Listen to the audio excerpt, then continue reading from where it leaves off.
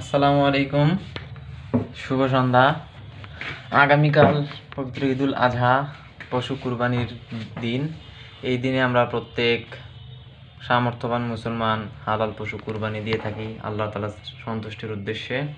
তো আমরা পশু কুরবানি দেওয়ার সময় ধাপে ধাপে বিভিন্ন ভুল করে থাকি, যেগুলো শরীয়ত কখনো সমর্থন করে না। শরীয়তে এগুলোর জন্য কঠোরভাবে সাবধান করা হয়েছে, কিন্তু তারপর আমরা না বুঝে বা জেনে শুনেই অনেক সময় এই ভুলগুলো করে থাকি, যার ফলে সামান্য একটি ছোট ভুলের কারণেই আমাদের কুরবানি কিন্তু আল্লাহ তাআলা কবুল করবেন না। এবং আমরা যদি কুরবানি পশু ক্রয় করার সময় যদি ভাবি যে এত টাকা দিয়ে পশু কিনলাম, 20,000, 30,000, 50,000, 1 লক্ষ, 1.5 লক্ষ টাকা থাকলে আমার অনেক কাজে লাগতো, ব্যাংকে রাখতাম। তো এই ধরনের মন মানসিকতা নিয়ে যদি আমরা পশু কিনে যদি কুরবানি করি, সেটা কিন্তু কুরবানি হবে না। এবং আমরা কুরবানি করার সময় অনেক সময় দেখা যায় যে 7টি নাম দিতে হয় কুরবানিতে।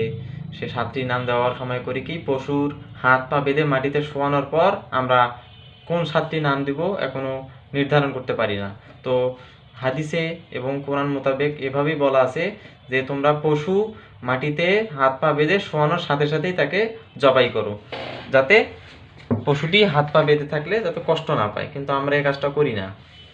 তো পশু ঠিকভাবে জবাই হলো কি না সে ব্যাপারেও একটু আমাদের খেয়াল রাখতে হবে। এবং পশু জবাই করার পর পশুটি যতক্ষণ পর্যন্ত জীবিত থাকে, অনেক সময় আমরা করি কি তাড়াতাড়ি জান যাওয়ার জন্য করি কি চাকু দিয়ে গুতাগুতি করি, হ্যাঁ, যাতে মানে এমনিতে জবাই করা, তারপরে পশুটি আর অনেক কষ্ট পায়। এই কাজগুলো করা যাবে না। এবং জবাই করার পর তার ছাল বা চামড়া ভালোভাবে ছিলতে হবে এবং জবাই করার স্থানটা ভালোভাবে পরিষ্কার করে নিতে হবে। এবং জবাই করে সেখান থেকে পশুকে ছাল ছাড়ানোর পর বা চামড়া ছাড়ানোর পর সেখানে যে রক্তটা যে জমা হবে, সে রক্তটা ভালোভাবে গর্ত করে পুঁতে রাখতে হবে, তা না হলে কিন্তু দেখা যাবে দুর্গন্ধ ছড়ায়।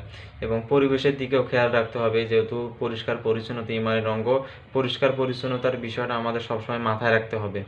হ্যাঁ, এবং সব দিক দিয়েই মানে ইসলামের শরীয়ত মোতাবেক যে হুকুম আহকামগুলো দেওয়া আছে, আমরা চেষ্টা করব ঠিক সেই হুকুম আহকামগুলো মেনে পশু কুরবানি করার। এবং পশু কুরবানি আল্লাহ তাআলার সন্তুষ্টির উদ্দেশ্যে একমাত্র করতে হবে। আল্লাহ তাআলা বলেছেন যে তোমাদের পশু কুরবানির সেই পশুর রক্ত মাংস আমার কাছে কিছুই আসে না, আমার কাছে আসে তোমাদের তাকওয়া।